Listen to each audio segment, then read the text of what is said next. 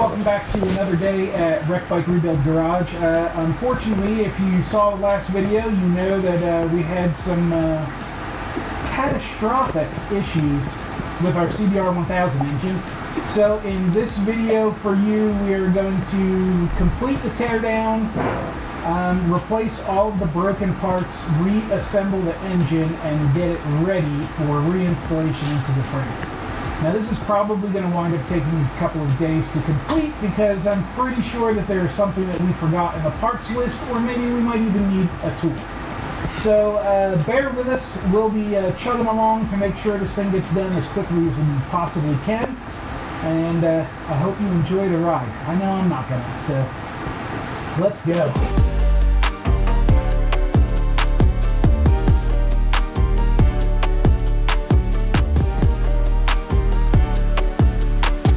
Okay, so back to our cylinder head. We have it completely disassembled.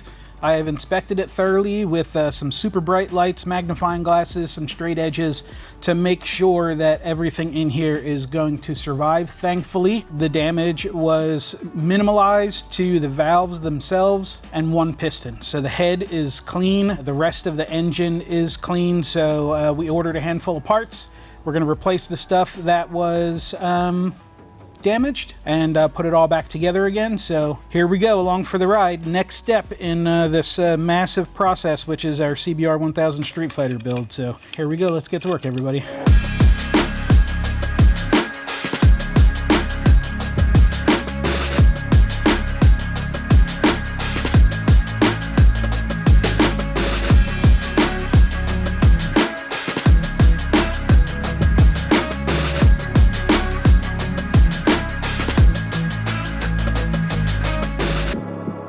So we now have all of the exhaust valves installed, 2 brand new ones. They've been lapped. All of the valves have been checked with Prussian glue to make sure that we have a good seal to the cylinder head. Now we're going to flip this thing over and we're going to work on the intake side. Now, I think I mentioned this before, the intake side are made of titanium so that it's not a lappable valve. So we don't have to worry about doing that process. So we're really just going to install them and put the keepers in, test them to make sure that they don't pop out, and then the cylinder head will be done.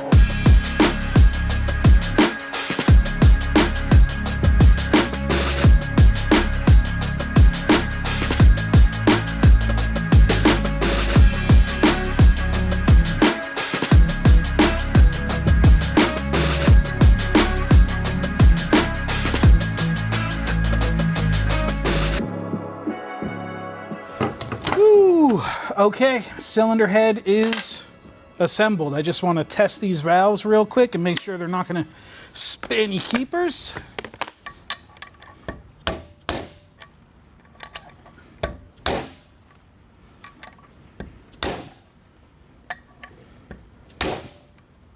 Oh, spit that one. I had a feeling that one was going to come out though.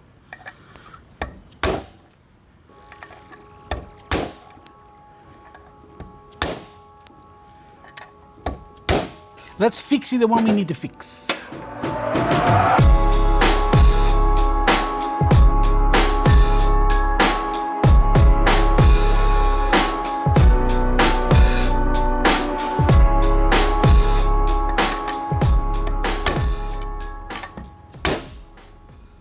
Perfect.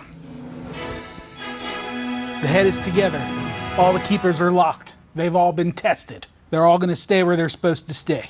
Now I get to put all the buckets on, and then I can't really check the valve clearances until I bolt it onto the head. So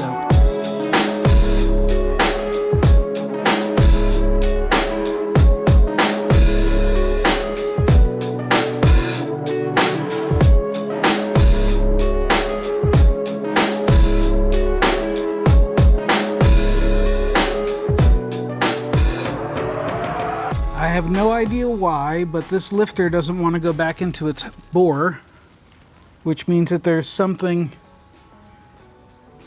fetched on it.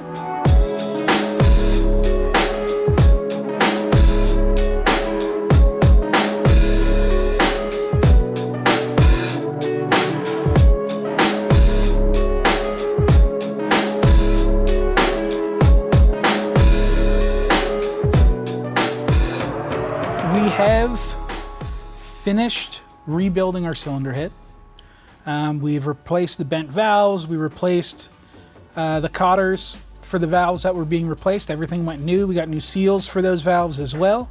Everything has been installed, tested that the keepers won't get spit back out. I did check all of the exhaust seats to make sure that they made a good seal with my Prussian blue. And then I also did lap the 2 exhaust valves that were new that go into this head. Now the intakes don't get lapped because they're titanium. And if you lap them, you actually grind the titanium face off of it, and it kind of just disintegrates the valve. So they will wind up beating themselves into a nice seal. Yeah, it took us like 4.5, 5 hours to go through the head completely diligently to make sure that everything is correct. So on our next episode, we are going to be taking care of the rest of that lump that's on the bench top behind me. We need to replace the piston that was damaged by the exhaust valves that dropped out of the cylinder head. That is definitely going to be another all-day affair. So we're going to cut this episode here. Cylinder head is done. It's ready to go back onto the engine when the engine is ready to have the head go back on. So next episode, we are going to dive into the engine and swap out that piston that was scuffed by the valves. But for today, we are going to wrap up, wash up, go home, and mentally prepare for the next one. Because, going back through an engine for the second time, at least I am supremely nervous about going through it, that nothing bad happens again.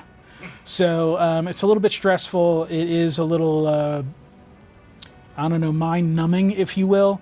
So my mind is numb enough from the cylinder head. I'll numb it up the rest of the way on the engine on the next episode, and we'll see you guys there. Welcome back, everyone, to the second half of day 34. Welcome back to the second half of day 34. In the first half of this video, we rebuilt the cylinder head, replaced some bent valves, lapped some new ones in, replaced some valve seals, made sure all the keepers were in snugly. All we have left on that thing is to set the valve clearances. That can't happen until we put it back on the block. What we need to do with the block here is we need to swap out the number 2 piston, which was damaged by the valves that dropped out. So we're gonna get into this engine now. The first thing we have to do really is to drain it. So we're gonna drain the engine oil, start disassembly, and swap the piston out. So let's get cranking on this thing. We got a lot of work to do.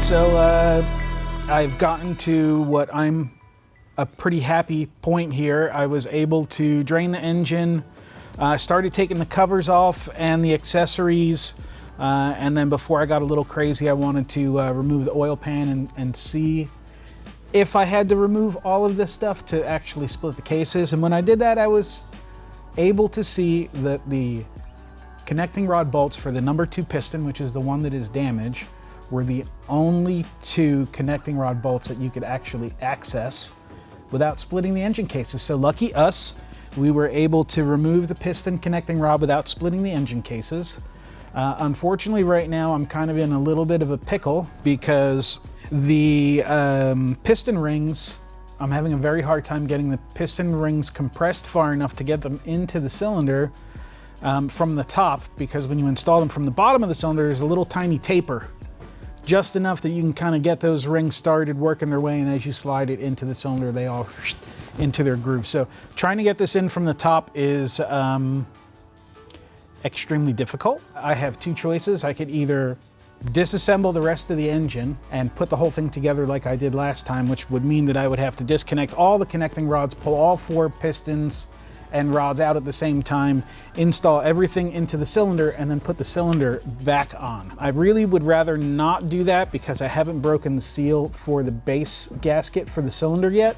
and I'd rather not break that seal because then that probably means I'm going to need a new base gasket. We got lucky enough that when we pulled apart the head gasket that it stayed clean, it didn't start to separate, so we didn't have to get a new one of those, but I don't want to take any more risks about having to get any more parts. For this, parts are quite difficult at this time, so my second choice is to either borrow or purchase a piston ring compressor. I do know some people that might actually have one in their toolbox, so I can make a couple of phone calls and maybe go snatch one up sometime this afternoon. I don't want to ruin the piston rings trying to force everything down into the cylinder from where I'm at right now. So I think my best bet right now is to reach out, make a couple phone calls, possibly borrow a tool. Is going to be faster than purchasing one because then I have to wait for it to get delivered. This is probably not a tool that you're going to find on the shelf at your local power sports dealership or you know, accessory shop, you know, something like that. So this is most likely going to be a special order type of tool. So let me make some phone calls and figure out what I'm going to do, and I'll get back with you guys in just a second. What's going on, everyone? Welcome back to the garage for our third day trying to get this engine back together. It's taken a little time to gather all of the parts and tools necessary to get this thing back together the way that we want to do it. You know, we needed to purchase an extra tool here, piston ring compressor, to get the piston rings pressed into the piston far enough to get the piston into the top of the cylinder. So that's what we're going to do now, so we don't have to take the rest of this thing apart and get this engine back together and back in the frame. So we got some stuff to do. Let's get to it.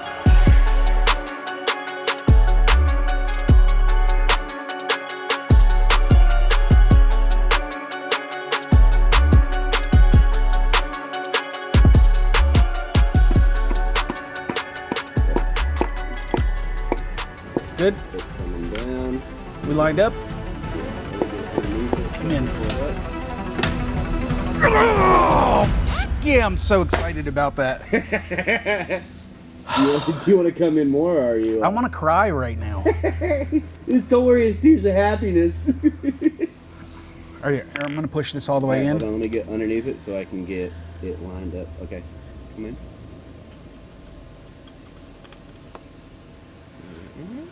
That's in.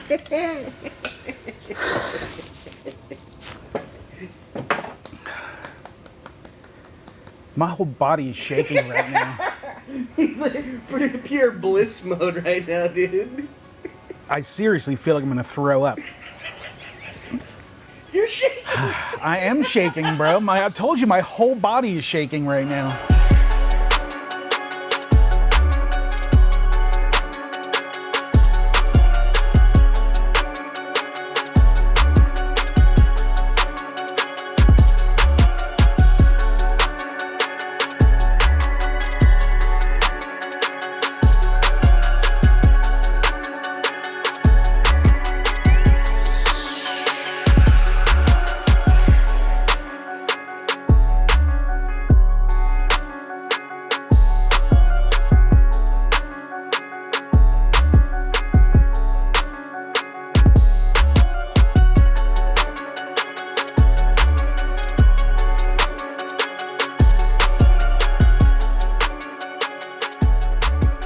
So we got our connecting rod piston installed. We got the oil pan on, the stator cover or the generator cover on, clutch cover on. I just slid the head gasket back where it belongs, and our next step is to install the head back onto the engine.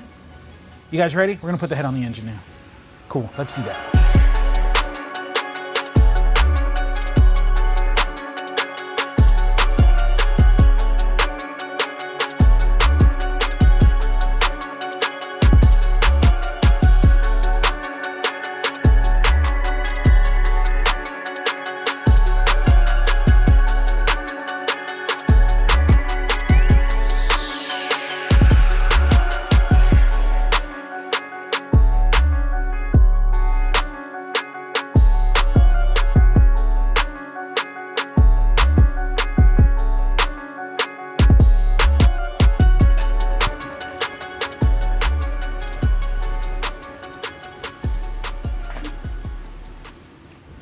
this is where we are for end of day today. We got our piston connecting rod installed, torqued down. We got the oil pan on, left and right engine covers on. We got the cylinder head on. We got the camshafts in and timed. And I'm kind of just sitting over here turning the motor over by hand, kind of letting everything seat into where it needs to be. So the next time we touch this, we're going to split for today. It's getting late and there's other stuff that needs to be done in the shop. The next time I touch this thing, I'm going to fully torque the cam caps to spec, inspect the valve clearances, and then do a valve adjustment, which means that I get to pull the cams back out again. Yes, thank you very much. Once I get the clearances done, I'll replace all the crush washers that go in these center bolts right here. I'll put a brand new gasket on the cam chain tensioner, and valve cover goes on, hoses go on, and this thing will be ready to go back in the frame again, thank God. So, done for today. See you tomorrow. Have a good night. Enjoy. Good morning, afternoon, evening, everyone. We're back in the shop again. Yesterday we left off with the engine, as you see, completely assembled.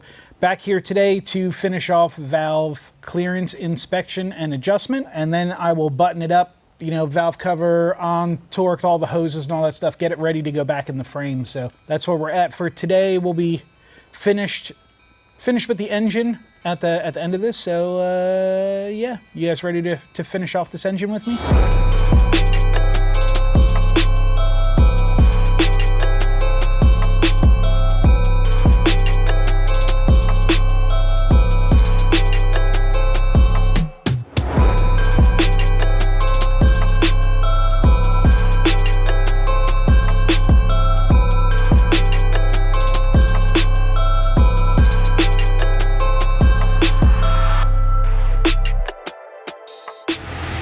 Alright everyone, if I look a little beat up to you, it's because I am. This thing just kicked my ass.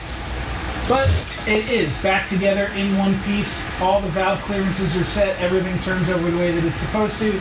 I got all the cooling pipes back on. Spark plugs are in. Torque down inspected. This lump is ready to go back in the frame. So, that being said, we're going to leave you now after this 4-part episode. Sorry about that, but that's how it goes when you're waiting on parts and tools. So we are finished up rebuilding our rebuilt engine, and we will see you on the next episode when we get this thing back into the frame and hopefully running again. So if you've made it through this entire video, that probably means that you might actually like the type of content that we do here on the Wreck Bike Rebuild Garage channel. So if this stuff is for you and you did watching it, please subscribe, like, share, hit the bell, do all those things that all you YouTubers do. For those of you who are interested in possibly winning one of our machines, this is not the only one we're in the middle of building right now. We still have a couple more that are not yet completed for this season. Head on over to Patreon, check out the link there, and for as little as $5 a month, you could possibly win one of our next builds. So, top link below for Patreon, and I think I'm going to go take a nap. Wow, outro crew. Where do I start? Where do I end? Shit, what could I possibly ask their opinion on? Do you guys think this was a struggle, or was it just me? You know, I've done a couple of these. I don't know if you guys out there have been rebuilding motors yourself, but if you've rebuilt your own motor and you think that this thing was extraordinarily difficult for no reason, let us know in the comments. Don't forget to put OC in your comments so we know it's you guys that made it to the end of the video, our outro crew folks. We love you long time. Thank you very much. We'll see you on the next episode.